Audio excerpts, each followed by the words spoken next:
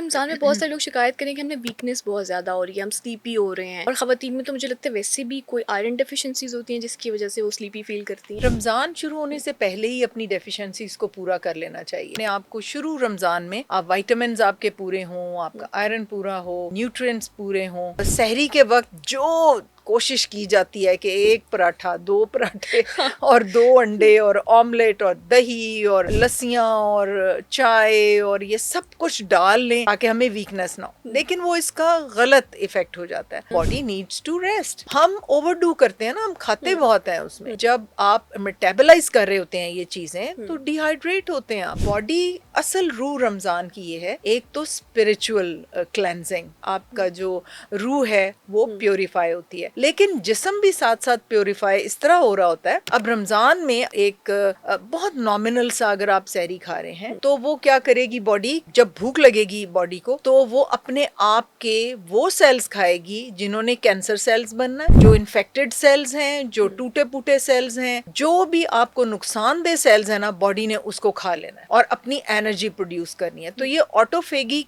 का तो हम नौबत ही नहीं आने देते। सहरी से आप 2 घंटे पहले उठें और अपने पास पानी रख लें, पानी पीते जाएं। 15 मिनट बाद 2-4 घूंट ले लिए। आप घड़े का पानी लें जो कि मिनरल वाटर बनता है, बॉईल करके घड़े में डाल दें। फिर दूध जरूर लें, थोड़ा सा दही, और वो इसलिए कि उसमें प्रोबायोटिक्स होते हैं, फायदेमंद जरासीम हो। थोड़ा सा जब वो अंदर जाएगा वो आपकी गट को पूरा ट्रांसफॉर्म कर देगा। तो आप अंडा जरूर लें। अगर पराठा या रोटी खानी भी है तो बिल्कुल इतना सा टुकड़ा लें, या चुपड़ी हुई रोटी देसी घी के साथ, दैट इज द बेस्ट। और साथ आप थोड़ा सा दही, और उसके बाद दूध का ग्लास पिए। चाय पीनी है तो वो आप चीनी के बगैर, तो that is more than enough. इसमें रमज़ान में बहुत सारे लोग शिकायत करें कि हमें वीकनेस बहुत ज़्यादा हो रही है, हम स्लीपी हो रहे हैं।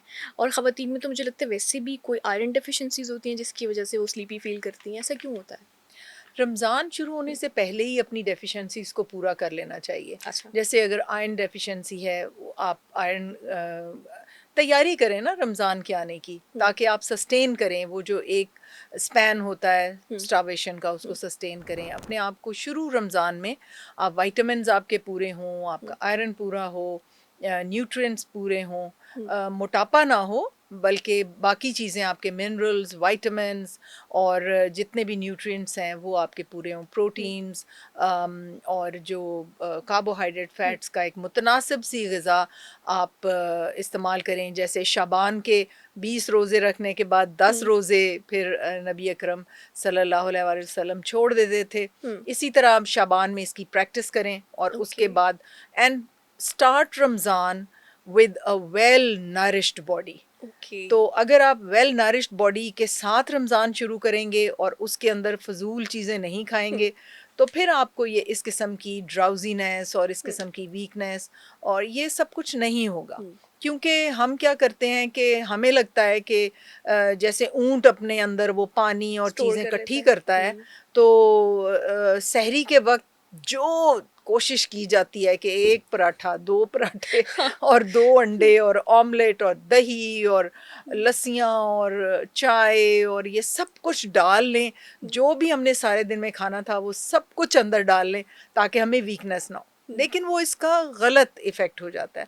उसमें क्या होता है कि आपकी बॉडी जब उसको मेटाबलाइज करती है ना हर चीज़ को, एक तो वो आराम नहीं कर सकती जो कि रमज़ान की रूह है। उसको चाहिए कि वो आपकी डाइजेशन से हट के कोई काम करे। Ramzan is meant for rejuvenation, उसकी सारी रीअसेंबलिंग बॉडी की हो रही होती है। तो आप उसको ठोंस देते हैं सहरी के वक्त इतनी चीज़ें, और अभी वो बेचारी बॉडी उसको डील करके हटी होती है। आप इफ्तार की चीज़ 4-4 समोसे, 10-10 पकौड़े और वो आम हालात में भी नहीं खा रहे होते। वो बॉडी परेशान होती है कि हम करें क्या। तो ये बॉडी बेचारी सारा दिन एनर्जी उसकी कंज्यूम हो रही होती है, तभी वो वीक फील करता है इंसान। ऐसा होता है कि जब वो उस डाइजेशन में ही सारा दिन उसका गुजर जाएगा। बेटे बात ये है कि बॉडी नीड्स टू रेस्ट। या हम ओवरडू करते हैं ना, हम खाते बहुत हैं उसमें। और दूसरी बात ये है कि जब आप मेटाबलाइज कर रहे होते हैं ये चीज़ें तो डिहाइड्रेट होते हैं आप। वाटर जो है उसकी ज़रूरत पड़ती है। आपने देखा होगा कि जब खाना आप फुल खाएं तो थोड़ी देर के बाद लगता है कि बहुत सा पानी पीने की ज़रूरत है। आप डिहाइड्रेट होते हैं, आपके मिनरल्स पूरे नहीं होते, आप कार्बोहाइड्रेट्स का एक तूफान अपने अंदर डाल के तो बॉडी को काम पे लगा देते हैं। बॉडी असल रूह रमज़ान की ये है, एक तो स्पिरिचुअल क्लेंजिंग, ठीक है ना, आपने अपनी स्पिरिट को, अपनी रूह को अपने उस लेवल पे पहुंचाना है, अपने नफ्स को क्लीन अप करना है। और ये एक एक्सरसाइज होती है, शाबान से शुरू होती है, फिर रमज़ान, और उसके बाद फिर वो 6 रोज़े जिनका सवाब ही बहुत ज़्यादा है। तो वो फिर कंटिन्यूसली आपकी सोल जो है, आपका जो रूह है, वो प्योरीफाई होती है। लेकिन जिस्म भी साथ साथ प्योरीफाई इस तरह हो रहा होता है कि ऑटोफेगी इसका नाम है। अब ये जो होता है ना, वो जो फास्टिंग करते हैं, इंटरमिटेंट फास्टिंग, तो ये उसी का ही एक फॉर्म है ना, कि ऑटोफेगी शुरू हो जाती है। जैसे कि जब बॉडी भूखी है, अब आपने अगर बहुत सा खाना खा लिया सहरी में, तो बॉडी तो भूखी रहेगी नहीं। अब रमज़ान में अगर आप नॉर्मल एक बहुत नॉमिनल सा अगर आप सहरी खा रहे हैं, तो वो क्या करेगी बॉडी के, जब भूख लगेगी बॉडी को, तो वो अपने आप के वो सेल्स खाएगी जिन्होंने कैंसर सेल्स बनना है, जिन्होंने जो इन्फेक्टेड सेल्स हैं, जो टूटे फूटे सेल्स हैं, जो भी आपको नुकसानदेह सेल्स हैं ना, बॉडी ने उसको खा लेना है। सही। और अपनी एनर्जी प्रोड्यूस करनी है। तो ये ऑटोफेगी का तो हम नौबत ही नहीं आने देते। तो कैसे इम्यून सिस्टम कैसे वो डेवलप होगा और कैसे होगा? ये तो अल्लाह सुब्हान ताला ने बॉडी और सोल की सारी रीस्केड्यूलिंग और वो सारे के लिए रमज़ान बनाया था। तो लेकिन हम तो हमने इसको इसको कुछ और खराब ही कर शेप दिया एक तरह से। अच्छा, बीइंग अ हेल्थ एक्सपर्ट, आप क्या समझती हैं, what would be the best sehri and what would be the best iftari? क्या इसमें फूड्स होनी चाहिए, या क्या एक अमाउंट होनी चाहिए कार्बोहाइड्रेट्स की, या दूसरी जो चीज़ें हैं एक बॉडी के लिए जो अच्छा होता है? चलें सहरी की पहले बात कर लेते हैं। श्योर। अब शुरू करने से पहले कि सहरी कौन बना रहा है और क्या हो रहा है, तो सहरी किसने ये स्टैंप लगा दी कि सिर्फ औरतों ने बनानी है? ठीक है, उसका हस्बैंड, उसके बेटे, उसके भाई, वो क्यों नहीं किचन में आ रहे? उसकी हेल्प क्यों नहीं कर रहे? सो के उठ के एकदम आते हैं। नहीं, ये गलत बात है, क्योंकि वो टाइम 2 घंटे, जब अजान से पहले वो घंटा डेढ़ इतना इम्पोर्टेंट है। और वो उसमें जिस तरह दुआएं कबूल होती हैं, जिस तरह फरिश्ते आ रहे जा रहे होते हैं, आप कभी बाहर निकल के आवाज़ सुनो, ऐसा लगता है परों की आवाज़ बहुत है, खूबसूरत आवाज़ होती है। कोई एक एक शोर है, अनजान सा शोर है।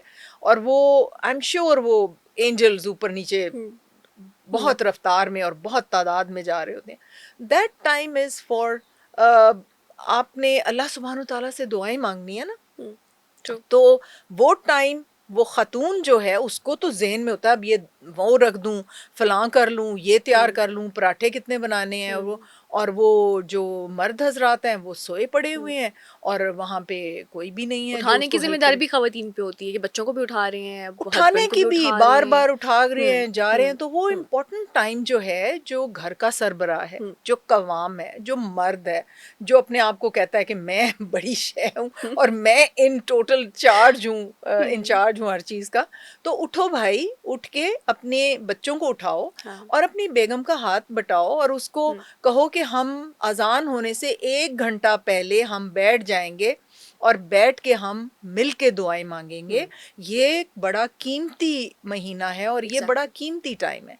इसी तरह इफ्तारी पे भी 1 घंटा पहले या आधा घंटा पहले बना लें सारा कुछ, आप हेल्प करें, जाएं अपनी बेगम की हेल्प करें, और उसके साथ बैठ के आधा घंटा पहले बैठ के दुआएं मांगे। वो कबूलियत का वक्त है, वो साथ मिल बैठने का, एक एस्टैब्लिश करने का जो कनेक्शन है, वो होता है अपने बच्चों के साथ। तो ये एक बड़ी इंपॉर्टेंट बात है कि ये सहरी बनानी और इफ्तारी बनानी, ये औरतों का जॉब किसने लगा दिया।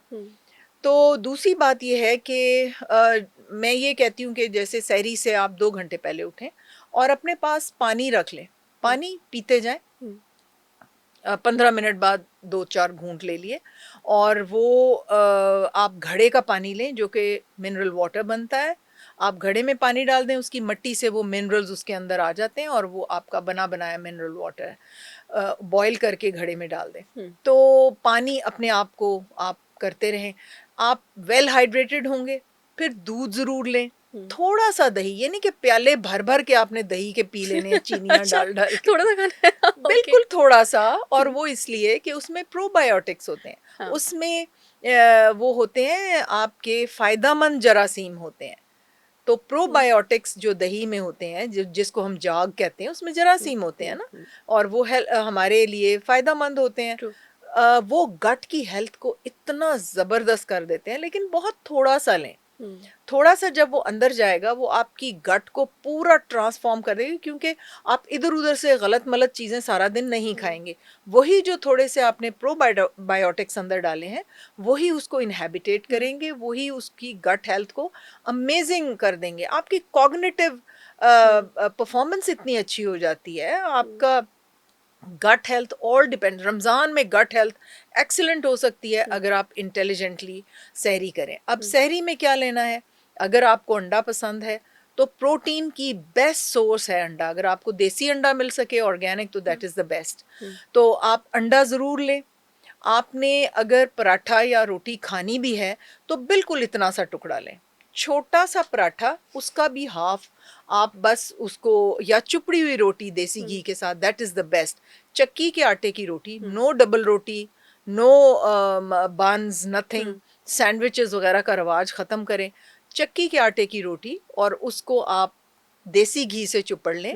रात की दाल बची हुई है, एक अंडा बना लें, और साथ आप थोड़ा सा दही, और उसके बाद दूध का ग्लास पिएं। चाय पीनी है तो वो आप चीनी के बगैर, चाय पी सकते हैं। हाँ हाँ, चाय ले लें आप, 1 कप चाय एंड पे पी लें, तो that is more than enough, more than enough. जो बच्चे ग्रोइंग एज के हैं, जाहिर है उनको तो आप पूरा एक रोटी खिलाएंगे उसको, लेकिन जो ग्रोन अप बच्चे हैं, एडल्ट्स हैं, जो ग्रो अप बच्चियां कर रही हैं, जैसे 24-25 ईयर्स, उनको अपना वेट शेड करने का ये बेहतरीन मौका होता है। बिकॉज यू कंपल्सरी आपने फास्ट तो करना ही है, आप खा नहीं रहे सारा दिन, तो आप इंटेलिजेंटली अगर आप सहरी करेंगे, फिर इफ्तारी से जस्ट पहले अगर आप वर्कआउट करेंगे, ओके। आप एक मुनासिब सा वो माहौल कर लें, ज़्यादा गर्मी में नहीं कि आप पसीने से वो शराबुर हो तारों में जाए। हैं। हाँ, तो जस्ट इफ्तारी से पहले अगर आप थोड़ा सा एक्सरसाइज कर लेंगे ना, तो उस एक्सरसाइज से क्या होगा कि बॉडी को फिर एनर्जी चाहिए, वो ऑटोफेगी तेज हो जाएगी। ओके। वो अपने आप को गलत मलत जो टूटे फूटे सेल्स, पुराने नए सेल्स जिनकी जगह पे आने हैं, वो सारे के सारे बॉडी कंज्यूम खत्म कर हो लेगी, जाएगी। खत्म हो जाएगी। सही। सबसे पहले क्या होता है कि जब आप फास्ट कर रहे हैं ना, स्टार्वेशन हो रही है, तो सबसे पहले बॉडी क्या करेगी? ग्लूकोज लेगी। ग्लूकोज का स्टोर होता है ग्लाइकोजन की सूरत में लिवर में, ठीक है। वो होगा, ग्लूकागॉन एक हार्मोन होता है, वो निकलेगा, और वो उसको सारे को ग्लाइकोजन जो है वो आपके इस्तेमाल के लिए। जब वो ख़त्म हो गया तो स्टार्वेशन में फिर उसके बाद आपके फैट्स इस्तेमाल होते हैं। ओके। तो फैट्स इस्तेमाल हो गए, अब फैट्स के बाद प्रोटीन्स की बारी आती है। अगर आप बिल्कुल ही कुछ नहीं खा रहे ना, तो फिर आपके प्रोटीन्स बॉडी इस्तेमाल करेगी, लेकिन अगर आप एक रेगुलर डाइट खा रहे हैं तो फिर आप एक्स्ट्रा फैट से जान छुड़ा सकते हैं। ओके। वैसे आपने एक्सरसाइज का बताया, जो लोग वैसे ही काम पे जाते हैं, जॉब्स कर रहे होते हैं, यूनिवर्सिटीज जाते हैं, उनका चलना फिरना वैसे ही होता है, तो वो अगर एक्सरसाइज ना भी करें तो ये चीज़ क्या उनके वर्कआउट में काउंट नहीं होगी कि वो भूखे भी हैं और वो चल फिर भी रहे हैं? नो। वो बिल्कुल ठीक है, उसमें भी वेट लॉस होता है, लेकिन जब आप वर्कआउट कर रहे हैं तो स्पेसिफिक मसल्स जो आपने कभी भी चलने फिरने में इस्तेमाल नहीं किए, वो इस्तेमाल होते हैं, उनकी पावर बढ़ती है, उनमें ताकत आती है। तो अगर टाइम है वर्कआउट का तो कीजिए, वरना एम्बुलेंट रहें तो आपके कैलोरी बर्नआउट तो होगा।